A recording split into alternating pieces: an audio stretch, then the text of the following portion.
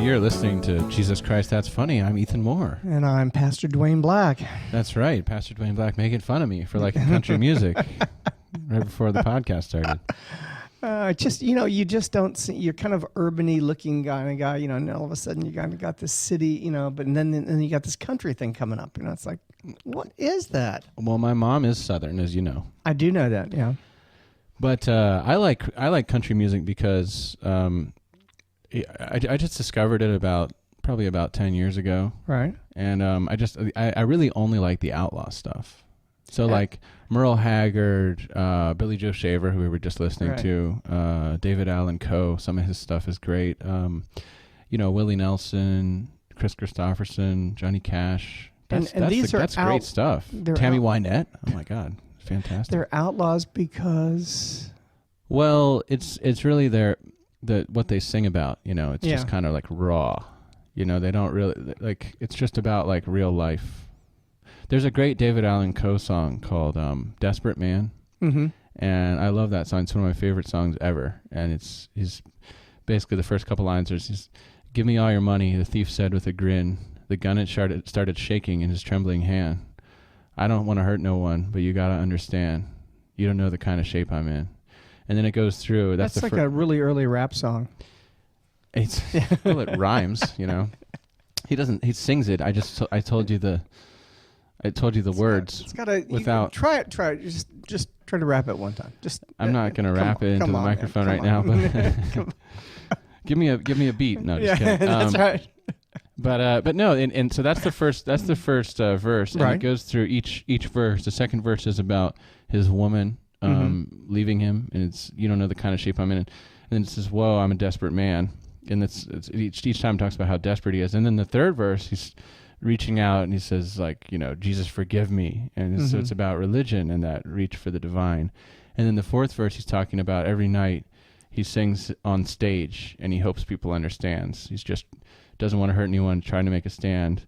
You don't know the kind of shape I'm in. And he's a desperate man. So it's like you got the thief, then you've got the lover, then you've got the religious supplicant, right, and then you've got the performer. Each one of them showing like that aspect of desperation and trying to make their stand in the world and hoping they're going to be understood.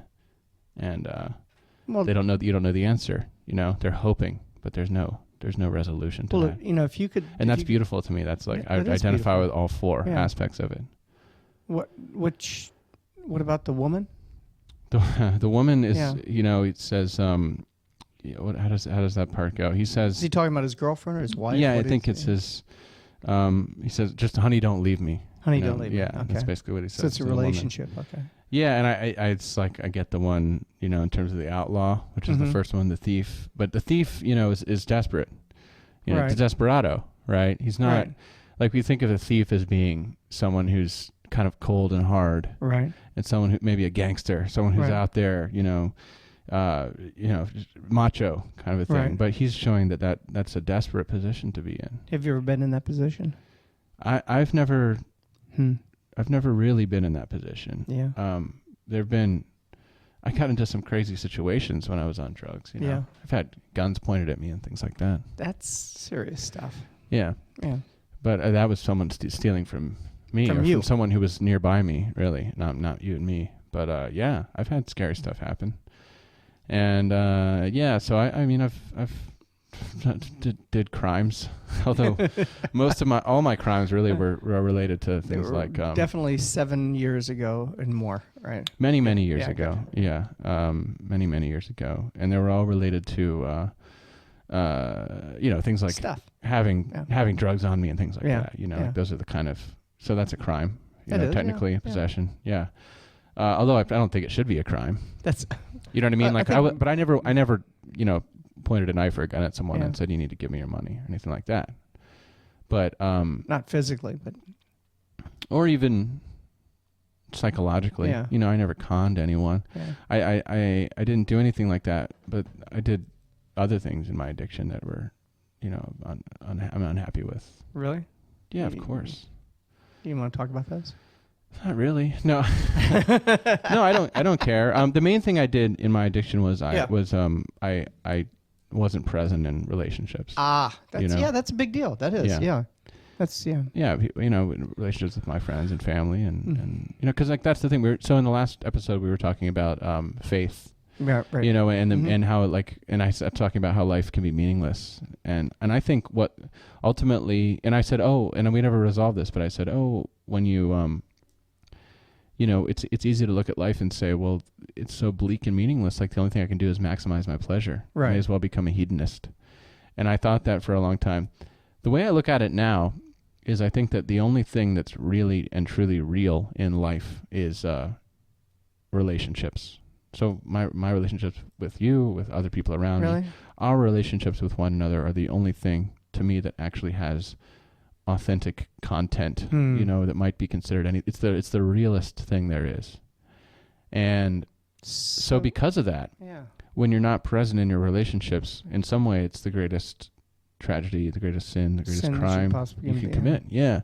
Because it's really what life is all about. And you're lying to yourself if you say, no, life is about other things. Life is about, being powerful. Life is about acquiring material things. Life is about discovering the truth. It really, to me, life is about relationships. It's the only thing that really, really matters. And that's what gives life its meaning. Is that these relationships? What kind of relationships are you in right now? I know that you were doing improv. You're always trying to do this, Pastor. You're always trying to lead me around. I wanted to know. Well, you said something a little earlier, and I just it kind of sent a flag up. So I was. I have a new friendship. Oh, nice. I have this amazing relationship right now that I'm in. Really? Yeah, it's not a romantic relationship. Okay. But I met this girl, and her name is Anna Lepeley. And what's the last name? Lepeley. That's a great name. What is that? Greek? It's she's a Latina. Oh, okay. But it's actually I think it's originally a French name. She doesn't do improv. She's a comedian though. Oh, cool. Yeah, and the thing about Anna is, so I met her, probably a month ago now. Yeah. And on the first night, I was like, we're like soulmates forever. Like I instantly fell in love with her. Yeah. But here's the thing: she's a lesbian, and I'm straight, and I'm a man, dude. So it's not like so it wasn't like on a romantic kind of a thing. Right. But I like fell in love with her soul. Like, how cool. That's so neat. It was weird too, because it was like, just one of these things where you just meet someone and you know that you're going to be close with them. Isn't that neat? It was like almost like love at first sight, except it was like friendship at first sight. And so we became friends like right away, and we've been spending as much time together as we can, and we are working on all these comedy projects together, and it was just this great affinity from the beginning. So we're actually going to be touring this summer. How cool! How really? Yeah, we're calling it the Butch and Femme comedy tour. Well, would you ever invite her here? Yeah, we could get her on the podcast sometime. Wouldn't that be kind of fun? She's a nomad, it's hard to get her. Right now she's up in Connecticut, and she'll be here for a couple days. I think she comes by tomorrow, and then she'll be gone a couple days later, and she's going to Jacksonville and all these places. So she's hard to pin down. That's the thing. Well, that's kind of fun. I mean, that's kind of neat. Yeah. But when she's in town, we'll get her on an episode sometime. That would be great. She's done radio before and stuff too. So good. And she's Dr. Lepa Lee. She's that's her sort of stage name. She has a PhD in like nutrition and exercise. I'm gonna forget it. I can't remember her credentials, but she knows a lot about fitness and exercise and metabolism and things like that. That's those are her areas. I'd like to meet her. Written a couple of really books cool. and really, wow. Yeah, self-help stuff. So basically we're going on tour, and she's very funny. She does stand-up comedy. So we're going to go on tour, and we're going to try to play like alternative venues in the Southeast. So we're going to go to New Orleans and Atlanta and Savannah and Jacksonville and all these places, and we're going to do I want to play like gay bars and how cool weird that'd be little fun, places, man. That'd be great, like just sort of stuff that's that's not the normal comedy track. Yeah. And we're gonna pool our money and crash with friends and get hotel rooms and just whatever we can do as cheap as we can. That'd be great. Yeah, that'd be terrific. Yeah. So, And it's funny too no one understands our relationship, you know. Like everyone thinks that like I'm trying to hook up with her, you know, or like I You're trying to turn her. Yeah, that's what you're doing. That's what I get. Yeah. I swear, like I've gotten that comment from every, and I'm like, wow, what does this say about me that like and women that people are immediately like Ethan's trying to hook up with this, you know? That's like it's a bad character reference, you know. That of course this is what Ethan's doing, you know. But no, here's the thing, like it's actually, man, it's such a relief to have a relationship, like a close relationship with a woman, where all that stuff's out of the way, where I never have to worry about it going in that direction where it's like I'm trying to make it like sexually intimate. That's really because neat. it takes really all cool. that pressure off. Yeah. And it's just like immediately comfortable. Like I'm not like, oh, I hope this escalates to some level in the future. Right, exactly. I'm like just content with the relationship the way it is now. And isn't that the way all relationships should be? Should be. Yeah. Yeah. But I have some issues. And it's hard for me to have that kind of relationship with a woman. So it's weird. This is like a test. You know, my sponsor in recovery was like, maybe this is like, you know, a good, he's like, you know, he's not sort of with me. He's sort of skeptical of the like, you know, God kind of stuff. Yeah. But he's like, maybe God put this person in your life so you can learn to be a better person and, you know, have a relationship with a woman that's not you're not trying to push in a direction like that. You know? Yeah, well, you know that maybe the line that's drawn that you suddenly start to kind of go like, okay, that was really good. Now, if I could find somebody that I can have that relationship with, and then we can take it to another also level have at sex. some time. Yeah, that'd be great. great. Not like the first night, but you know, like what? Not the first night. Lame. Yeah, that's No, well, so here's the other thing. So Anna is great because she's kind of like almost like a guy in terms of her. Yeah. So we're like, our mission is to like, we're going to go, she's like, Ethan, you're not allowed to get a girlfriend. You have to be single for this tour. So she's like, you and I are going to go and I'll be your wingman and you'll be my wingman. And we're going to hook up with girls. Isn't that all over the Southeast? That's right. Isn't that referred to as beards or something? No, that's like different. That would be like if we were pretending that she was straight or something, Okay, so that she could get my health care or something, and Something we got married. Something like that. So to provide cover. No, this is like we walk. You know, it's great actually. You walk into a bar and what happens if you both like the same girl? Threesome. Boy, we went downhill really fast, didn't we? It was Clearly, that's the answer. I have no sexual thoughts towards this woman. Threesome. Okay. Well, no, it should be on the one side. I'll be on the other side. And there's a question. Here's a philosophical question, Pastor. If that does happen, does the sexual energy is that conducted through the other person? Yeah. Does it mean that we're all having sex with each other? You all have sex. Yeah. Yeah. Emotionally, physically, philosophically. I'm going to need some evidence for that because I feel like there's some sort of plausible deniability.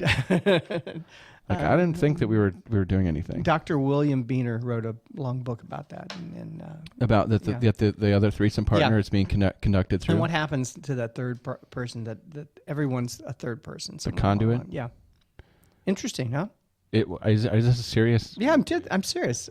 I took sexual counseling. That's just seminary. a joke. What do you mean? The sexual energy is actually conducted? Yeah, and that everybody is the third person. Everyone is the third. You mean like the third wheel? Mm-hmm. A little bit. Yeah. What does this mean? Is this like the third man? I hope that you guys have an incredible time together. I feel like there's an unresolved question here. I'm still trying to understand about the third person. Well, if that happens in New Orleans, you give me a call, okay? And we'll talk. Okay. Well, yeah. Well, that's right. We'll Skype you in to do some counseling on the spot. Okay, we're all three here. Okay. Right. That's right. That's right.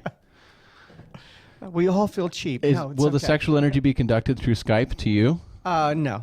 It's screened off. Clean hands. You're like Pilate, washing your hands clean. No. Well, I don't know. So Anna, that's a cool name. Anna's great. She's fantastic. So here's the thing. Like when we hang out, and I know there's like a mutual attraction. Yeah. You know what I mean? Like so she has fun hanging out with me. I have fun hanging out with her. And what do you like about hanging out with her? You know, what is it? It's almost like not even worth analyzing at a certain level. But I think like I'm really able to be myself around her. That's really important. Yeah. Like I really have no, like I said, it's not motive. I'm never trying to like get. The only thing I ever try to do is I try to get her to hang out and get more time, right, to spend time with each other. Right. You know, like that's the only time I ever. Well, feel that's like kind of cool, isn't it? I mean, Yeah. that you have, that you really want to spend time with a person like that. Because she's like sort of like I said, it's like she does the same thing. She's like she'll come over or I'll come over, and we'll spend time. But it's it's like both of our times are very limited. Right. So sometimes we push past that moment when you know what I mean? Like sometimes I need to go to bed or she needs to go to bed and we still end up hanging out. Yeah. Stuff like that. But it's not. Well, that's really cool. I mean, I really think that's neat. It's great. No, it's great. And so like I'm looking forward to going on tour with her just because also it'll be great. We'll like get to spend all this time together.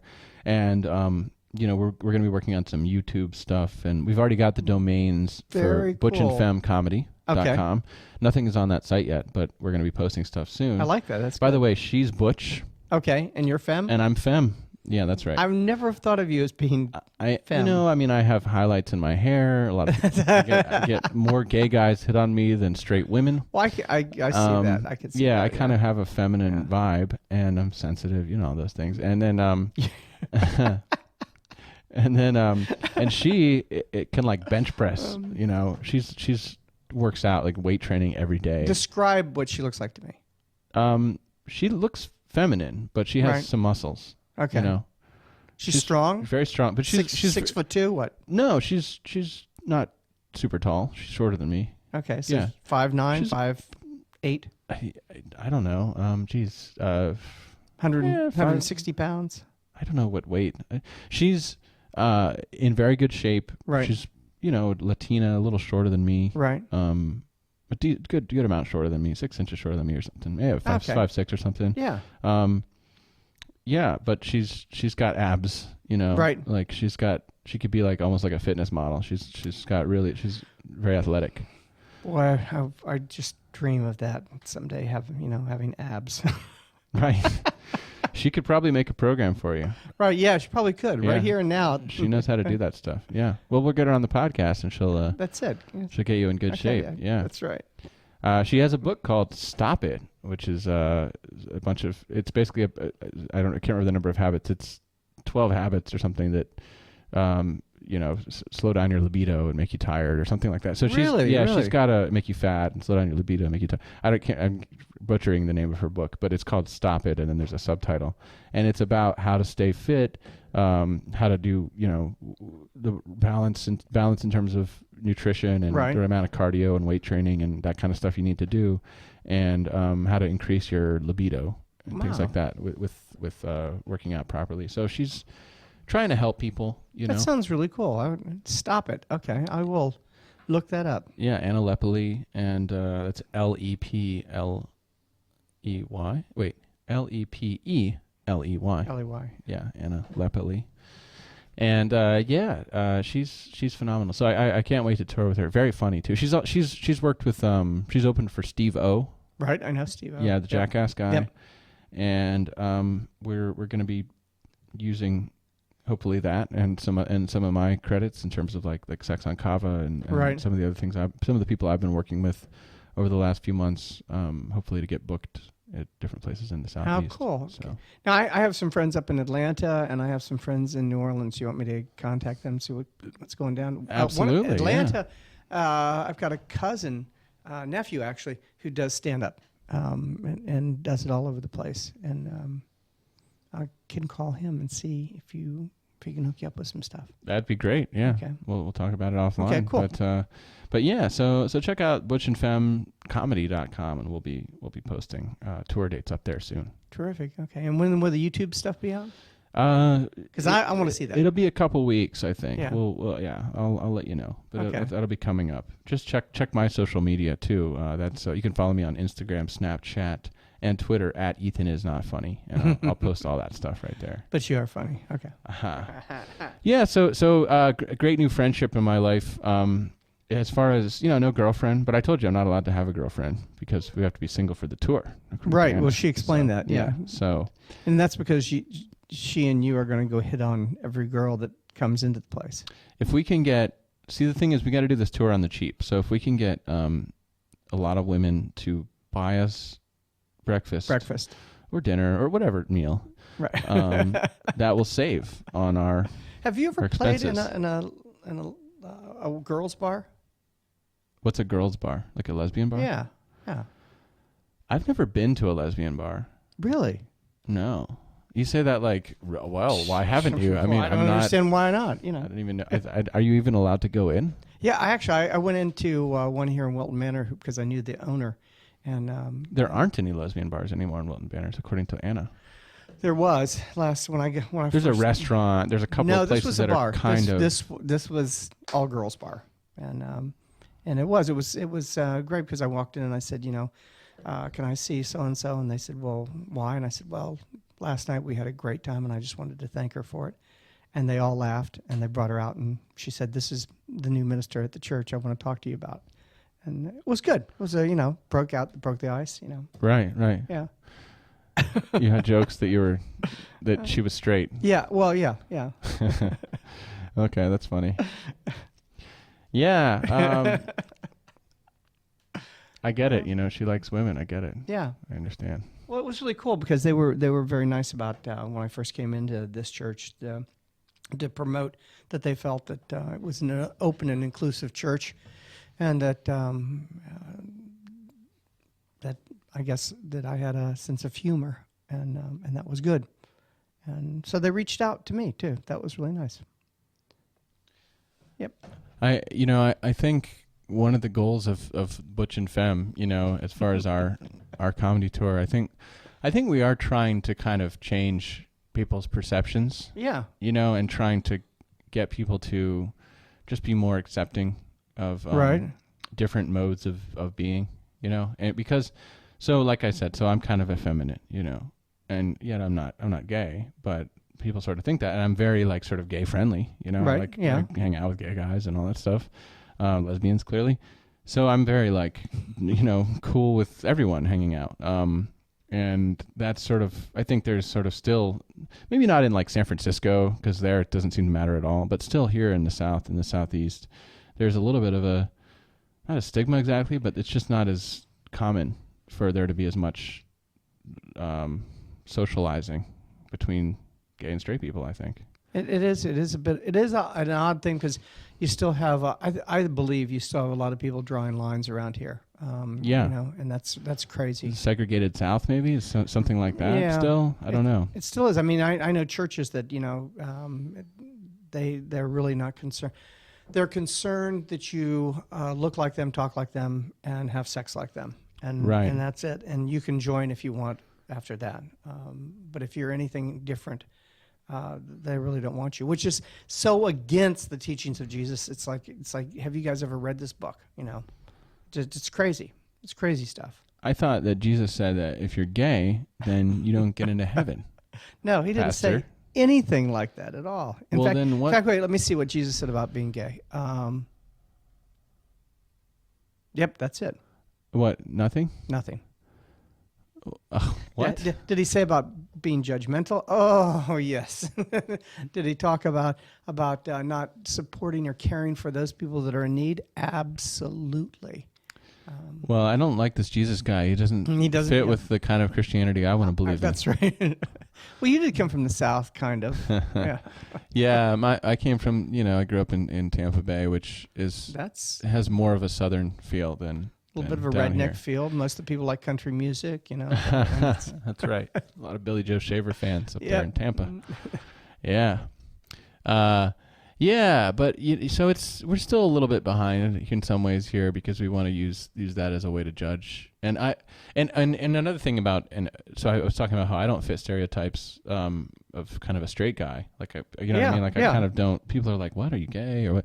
And by the same token, Anna doesn't fit a lot of stereotypes too because she's sort of more like Butch, and she likes kind of some of the more I guess like feminine type women. Right.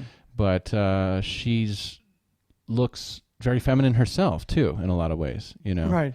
So that's kind of like she doesn't have like the short hair and the like, right. The tattoos and the like, the muscle shirts and stuff like that. She has some of the muscle shirts actually, but but she can pull off a dress and lipstick and whatever, and she looks like very feminine, and she could pass for straight very easily. Right. You know what I mean? So it's like I could pass for gay and she could pass for straight, very easily. So it's like we're sort of challenging both of those stereotypes, I guess, from both the gay and the straight side. Well, I think you're going to have an interesting time there. I really do. I think especially how your comedy plays. I think that's going to be kind of an interesting. I think it'll be interesting. I don't know. I mean, I also feel like as some of the womanizing jokes you use, I think they're going to be out. I don't think I'm going to have to change them to manizing. Right, exactly. Yeah, that's right. Yeah, I'm going to talk about. I'll just change the gender on that's all. That's all. Yeah, my joke, my routine is basically like an Andrew Dice Clay routine. Right, exactly. That's basically what I do on stage every night. So. No, I think it won't be a problem. That'll be really interesting. I'd like to see that. Well, you'd have to actually see me do comedy. I don't think you've ever have. Yeah, I do. I've seen you talk outside. I see right. You got the whole thing going on. Come on. One of these days, the pastor will come and support me at a comedy show. You know what? I feel really bad. I feel really bad. You should. I should be. I should be there. Monday night. Lake Worth. Lake Worth. Okay, be there. Bring the wife. Yep, will be. She will be. I'm going to be headlining. She was excited about that. Yeah, she's like, that would be really great. Let's go do that. Really? Yeah. Well, I couldn't get you to come when it was down right the around street. the corner. Yeah, it was a mile from here. Yeah. Now we're talking about. She likes Lake Worth. 25 miles north or something. Yeah. 20 minutes. Okay. Yeah. Yeah. Come up to Lake Worth. I think it's more like 50 minutes, but come up to Lake Worth. It's not that far. Oh, it's a good long way from here. Yeah.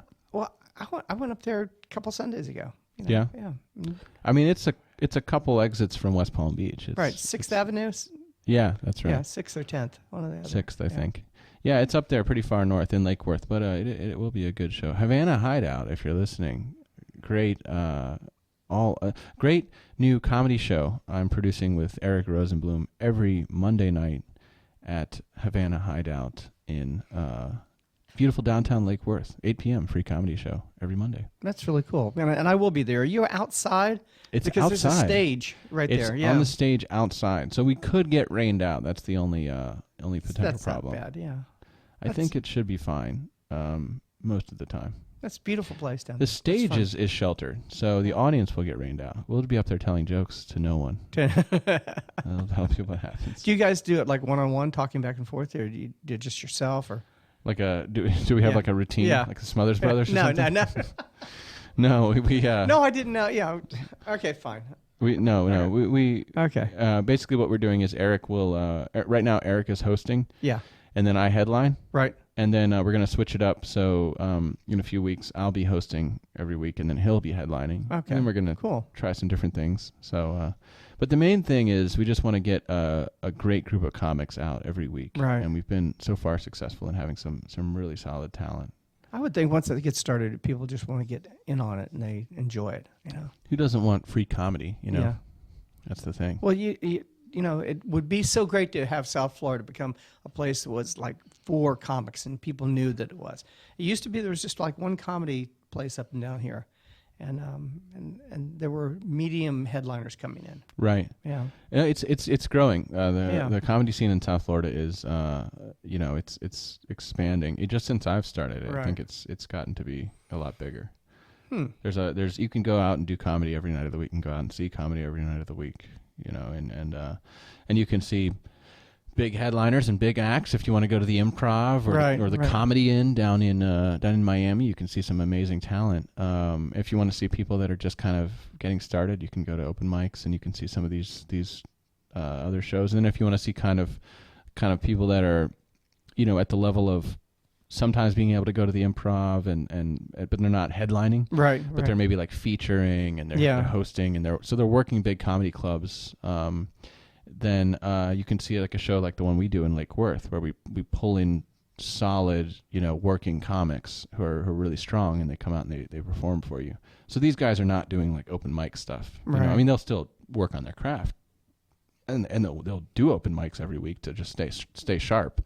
But they're not they're not beginners. Right. They've been doing it for a while. They know their stuff. Yeah. So you've got all the different levels of comedy right here in South Florida, and you need all those levels. You need the big clubs. Right. So that people can get experience working in big clubs. And then you need the, kind of the medium, like alternative kind of venues, so people can continue to get experience and because you can't always be at a big club and you want to always be working. And then you need like open mics where people can just get started. And we've got all that stuff happening all the time. That is cool. So that is great. it's a really good place to do comedy. I mean, like people complain about South Florida sometimes and say, oh, it's not like New York. And it's not like New York, but it's I can get on stage for 90 minutes to 2 hours every week. Really? Yeah. And so I have a chance to work. So you're always kind of honing your craft and making it a little bit tighter and a little bit better. Yeah, and and that's the key is just literally the minutes on stage that you do. That's the key to getting good, I think. When you get through, do you ever walk off and kind of go, okay, I need to change this. I need to do this a little bit differently. Or do you analyze it, or do you just let it kind of be? Usually just drink some absinthe, take some heroin, and just call it a night. No, of course, you're always if you want to get good, you gotta think about what you did right and what you did wrong, and you'll know kind of what hit from the audience reaction, or you'll know. And actually, after a while, you even know without the audience reaction. You're like, oh, I said that differently than I said it before. That's why it hit harder, or that's why it didn't work as well. Do you do any religious jokes or Muslim jokes or anything like that? It's all stuff. It's very, very racist, very, very anti-religious. Just unless you're Christian. Yeah. No, it's. I have some jokes about the devil, things like that, and some jokes about but I kind of don't really go really strongly for like. I don't have an anti-religious or a pro-religious stance. Do you ever hear people that get up and they go immediately towards that really angry, type of stuff because they know they can pull people into it? Yeah, I mean, there is a crowd mentality to, The thing is, okay, add a little alcohol and we're getting close to the end here, but I'll say this: People always think, oh, I'm going to do social commentary, right? And I'm going to talk about religion or politics, right? Okay, if you're a very advanced level, right? You know what I mean? If you've been doing comedy for 10 years and you know what you're doing, and then you can do that, and sometimes you can be really successful. But when you see people who are like kind of just a few years in, like kind of at my level, just been doing comedy a couple of years and just working on some stuff. I mean, and they try to get really religious or really kind of political or do the social issues stuff. Yeah. I rarely see it work well. I rarely see it go well because you're alienating people. Right. You know what I mean? Right. Like you come out and you just do stuff about screw Trump or I'm an atheist or right. I don't understand how anyone can be religious, how stupid religious people are. Anything like that. It's just man, I don't really see the point in it. Right. It doesn't, to me, it's like, it's not funny. And, first of all, that's the most important thing is it's not usually funny. Yeah. And then second of all, even if it is funny, you're alienating a huge percentage of your audience right in the very beginning. And comedy is about connection. So why are you trying to divide? Right. You're going to, now if you can get the people who don't agree with you to laugh, then that's the mark of a great comic. You can actually. So then the point is you got to be relatable. If you talk about your own experience with religion, here's why here's how I feel about this because of this, and this. And people can say, "Oh, I know what he's feeling." Instead of saying I'm right, right. I'm angry and this is the way I believe it. You need to listen to this smart guy who's going to tell you about the way things really are. Right. You might pull in a few people that way, but it's not, to me, it's not really comedy. No. It's almost anti-comedy because really, like, what you're doing then is you're almost like saying, like, well, here's I'm drawing the lines. Right. Here's the lines of belief. Whoever's on my side, come this way, and you need to cheer over there. You're gonna need to cheerlead. You need to be in the choir, and you're gonna go ahead and cheer me on because we all believe in the same thing, right, guys? Right. That's like Bill Maher's stuff that he does sometimes, that's the one thing about Bill Maher. Like I like his show. I like Bill Maher. Yeah. I watch it every week because it's usually an engaging discussion. But like a lot of his stuff where he just talks about religion and how dumb religious people are, and so I'm like, or how dumb the Republicans are and how great the Democrats are, and it's just like, well, John Oliver's kind of, he's this. I actually almost a step above Jon Stewart, or actually Jon Stewart, John Oliver, and then probably Bill Maher, kind of in a going down. Well, if you look at what John Oliver does on HBO, they're on his show, like Last Week Tonight, I think it's called. Yeah. I like that show, and it's more like, he goes for the joke first. Right. Bill Maher goes for the perspective first, for the political allegiance first. He's like, so here's what we believe. Look at, aren't the Republicans dumb? Doesn't Donald Trump's hair look stupid? And you're just like, all right, what? You get cheers. You get cheers laugh? from the people. No, I don't usually laugh. You get cheers from the people who already believe what he believes. Right, exactly. But how is that what comedy is about? That's what politics is about. Right. That's what a Trump rally is. That's it. Like, That is exactly what Trump rally is. it's all cheer because we all believe this way. Yeah. Aren't we all smart and great for believing this way? We're going to build. Look at those stupid people out there. We're going to build a wall. Who's going to do it? Yeah. And you're like, oh, geez, come on. Yeah, that's not comedy. That's I don't know what the word is. It's politics. It's politicking or something. So to me, I'm like, let's not. So I don't like that stuff. For me, it's not funny to me. I'd rather go for, look at how I don't really know anything. I'm stupid. Help me understand. I don't get this. Yeah. I'm look at this dumb guy. I don't look at this smart guy, and I'm just trying to figure things out along with you guys. So you ask questions.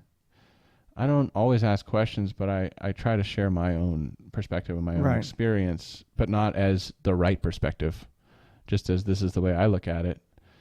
And this seems like a strange idea. And do you guys really think that, so yeah. But see, those are questions, and those are good because it makes people think. So you're pulling people thinking out of this.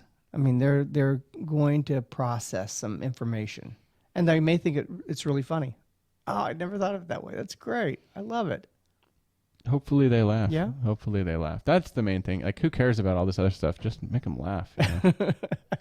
Make them laugh, and don't make them laugh and that's the other thing so I think the mistakes, there's really some really pitfalls that comedians fall into, especially when they first start, are, I'm going to do social issues. I'm going to talk about religion and politics, and I'm going to give my perspective out there because I'm really smart and I want people to, stupid idea. Don't ever do it. I mean, maybe it's an advanced level technique when you get to a certain point and you can use it sparingly. Fine, if you really feel you need to. But you had Robin Williams who was able to do that. He was able to pull that stuff. Not off. funny. Then and then you have the other thing that people do is they that bothers me. Oh, I lost my train of thought, Pastor. I totally did. That's funny. That was good. Wow. I could see. I mean, really, there was like a dullness that came over, like just for a second there. Yeah, I'm like, so that's the one thing. Whoa. And the other thing people do that's really annoying when they start comedy is, I know what it is. They're mean. They try to be mean. Ah, I get it. Yeah. Like, hey, here's an abortion joke. Right. Here's a rape joke. Here's a, pedophile joke. I mean, and far be it for me to say, don't do rape jokes, abortion jokes, pedophile jokes, because those are really funny sometimes. All the time, actually. I don't know what I'm saying. No, but there's something called kicking down in comedy. Okay, I've never heard that. Punching down, kicking down, punching down is usually what they say. So punching lower, going. You don't want to punch down. You don't want to. So rape victims. Right. People that are forced to, choose to have an abortion because it seems like the only viable option. People that are victims of abuse, sexual abuse. I mean, these people are in a position that's down. Right. And you're going to punch them again? Right.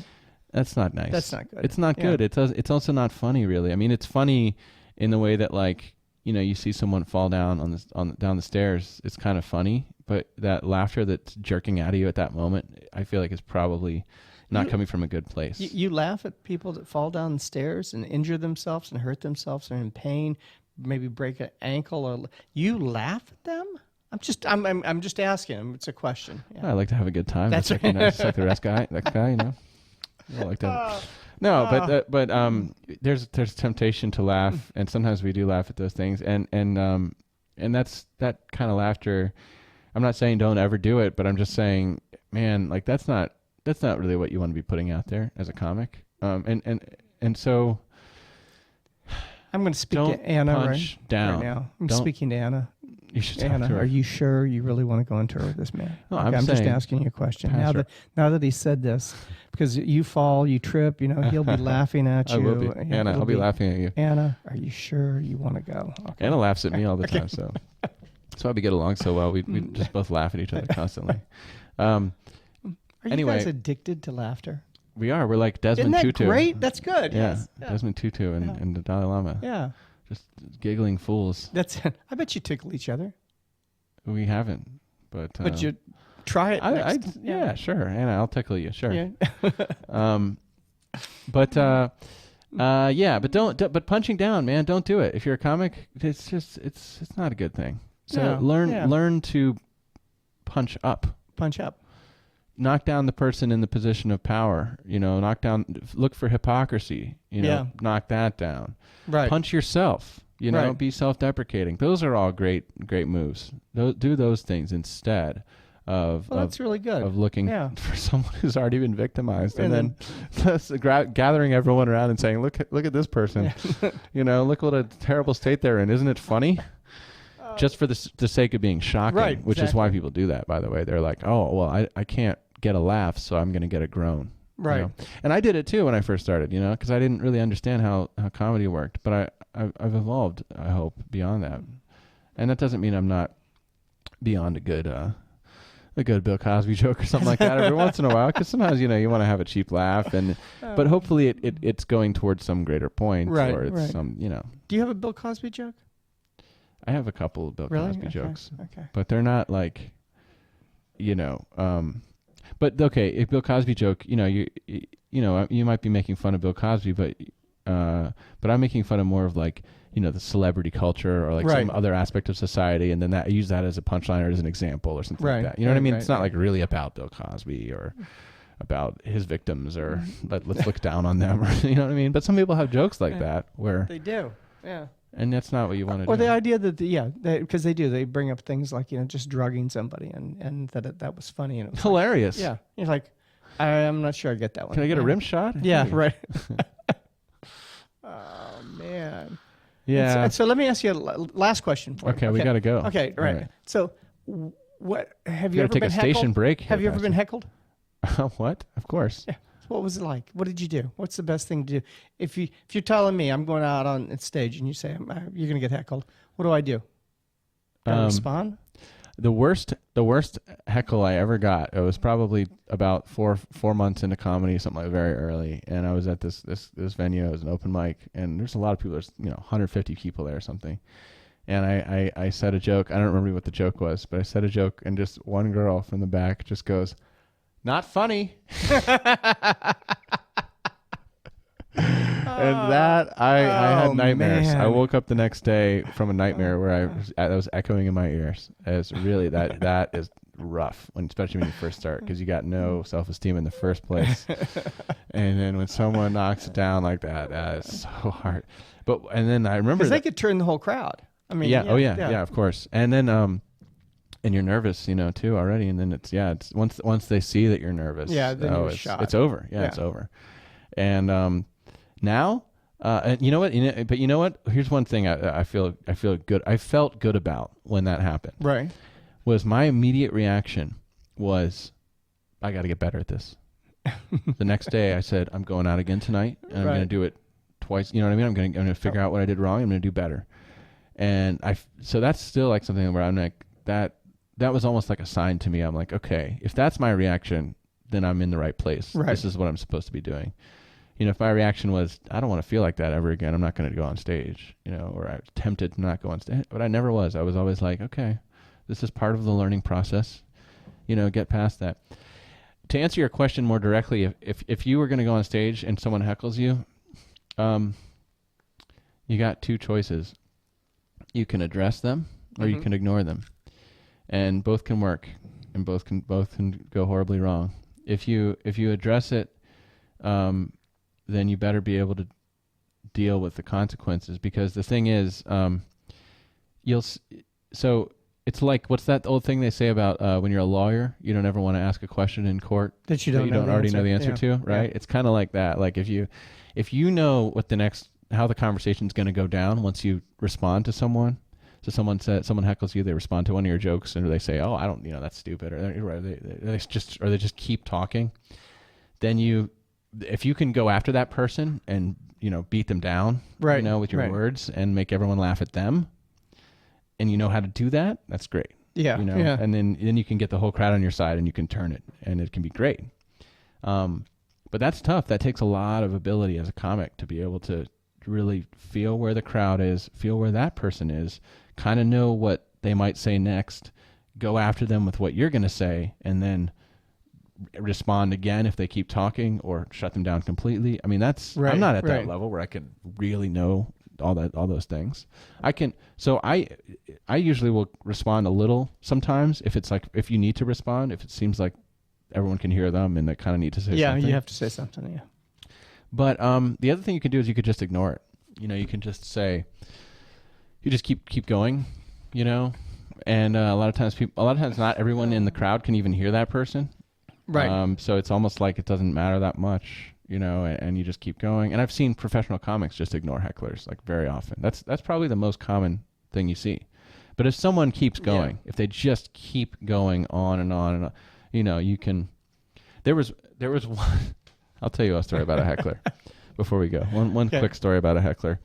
So there's this one guy who was showing up at a comedy venue in Boca at the Funky Buddha, and he was telling jokes. So he was going on the open mic, right, and performing every week, right. But he would heckle the comics in between. So it's like, why are you doing that? Yeah. Yeah. Why, if you're trying to be a comic, why are you heckling comics? Right. It's also like, that's another thing. If you're a comic and you're heckling comics, it's very bad form. It's not considered something you want to do. It's like, why would you, or talking during the show, or right, exactly. It's like you should behave as the best possible audience member, right? As a comic, either go outside and ignore, don't participate in the show, or if you're going to be in the venue and you're waiting to go on, you look at the stage, look at the person on stage, right? Laugh, right. Or at least engage, and don't talk. But this guy was going up, and just talking through the whole show, like, and talking to the comics, like heckling and just like ridiculous stuff. And then you go up and you'd be not really unfunny. So I went up and I said, and he's talking to me. I'm trying to tell jokes, and he's just got off stage, and not gotten laughs, not funny, just really struggling, nothing. Crickets. Yeah, just nothing. And so I just go, I say to him, he's talking to him, just like, "Hey, have you ever considered stealing jokes?" Because at least then you'd be telling jokes, and everyone laughed, because that's the thing too. Like so you're not supposed to steal jokes. That's like a big no-no in comedy. Yeah. So then I'm like, yeah, but for this guy, you need to steal. At least he would be saying jokes, and he'd be a step up from where he is right now, because he wasn't telling jokes, and that got a laugh, and then he kind of shut up for a minute. So I mean, but man, that is. If you know the right thing to say, right, and if you have some experience, you can try to do it. But it rarely goes that well. Wow. When I engage with hecklers, usually I don't have the perfect line, like I did in that moment, and usually, even if you have a good line, it doesn't shut them up, or sometimes it just adds fuel to the fire. They just keep going. They just keep going, and then you got to just focus and just plow through, and you can try to turn the crowd against them. But if they just keep going. Right. And they keep talking, like there's really almost nothing you can do at a certain point, because you almost have to shame them into shutting up. Right. And sometimes people are not shameable. They will just keep going. They'll double down, especially if they're inebriated. So nobody said it was easy. No. Well, I've had people heckle me during a sermon. Yeah? Yeah, there's a guy who comes to our church who's he's on the street. And he usually has a coffee mug, but it's filled with beer. Okay. And he's drinking. He's getting a little bit more inebriated as we go along. Nice. And it's got a nice flavor to it. And one Sunday I was preaching. He stood up and he started singing a song from Jesus Christ Superstar. And wow. And Andrew Lloyd Webber fan. Yeah. And he's like, I think it was like, my mind is clearer now at last. And he starts singing this song in the middle of a sermon. Yeah. And so. I let him sing maybe about 7 words, and then it was like, okay, Bobby, we'll have the next side in an hour, okay? And he's like, okay. okay. And we just went right on. And I remember thinking, man, I would hate if that was something on a consistent basis, that somebody stood up. How would you deal with that? They just stand up and say, that's wrong. You don't know what you're talking about, Yeah. That's tough. I think as a pastor, you're accorded more respect. Hopefully, but that's sleazy nightclub comic. That's right. Some dude talking about his, Johnson on stage, which is what most of us do. That's a guitar, right? Yeah. Yeah. That's right. It's Nashville Steel. That's it. Oh, man. Well, this was good. Yeah, fun stuff, man. How to deal with hecklers in church or on stage at a comedy club. That's tough. I think you're right. You got to decide whether you got the next line or not. That's always tough. So if you want to follow me and come and heckle me at my shows, you can find me at Ethan is Not Funny on Instagram, Snapchat, or Twitter.